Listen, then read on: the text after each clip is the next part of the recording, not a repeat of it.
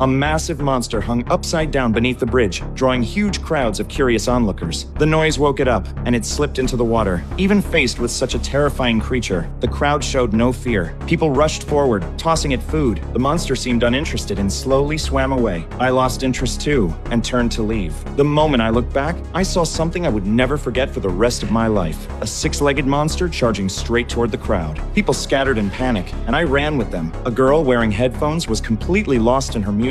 By the time she sensed something was wrong and turned around, the monster had already grabbed her by the head and dragged her dozens of feet across the ground. The creature rampaged through the crowd. When people spotted a shipping container nearby, they rushed inside for shelter. A woman tried to squeeze in but was shut out at the door. A second later, the container became a tomb. The monster smashed through the steel doors. Screams echoed from inside, and bloody hands reached through the cracks, desperate and hopeless. In the middle of the chaos, Donald and I stepped forward and forced the steel door open together. But the monster burst out after us and immediately chased after a heavyset man. Donald ripped up a chunk of pavement and hurled it with all his strength, but it barely fazed the creature. We grabbed a road sign and slammed it against the monster, yet its thick hide was untouched. Then the creature turned around and swallowed a man whole. I crawled underneath a car. Nearby, a young man was pinned to the ground, moments from death. Gathering every ounce of strength I had, I swung the road sign at the monster's tail, and the creature let out a deafening roar of pain. The second I saw its massive jaws open wide, I turned and ran straight into my daughter. I grabbed her hand and pulled her along, but in the panic, I tripped and fell. I scrambled back to my feet and kept running. Then I looked back. I was holding someone else's child. My daughter had only just managed to stand up behind us. All I could do was watch helplessly as the monster swept her away. The creature leapt back into the river. I stood on the riverbank in shock, completely numb. I knew my daughter's chances of survival were almost non-existent, but I was her father, so I jumped into the river after her. Too late. The monster had already swum toward the opposite shore. I watched in despair as my daughter disappeared beneath the water. She was the only thing holding my life together. At the funeral, our family clung to each other, sobbing uncontrollably. Suddenly, a disease control unit stormed into the memorial hall, causing chaos. Claiming we had come into contact with the monster, they forcibly quarantined my family and me.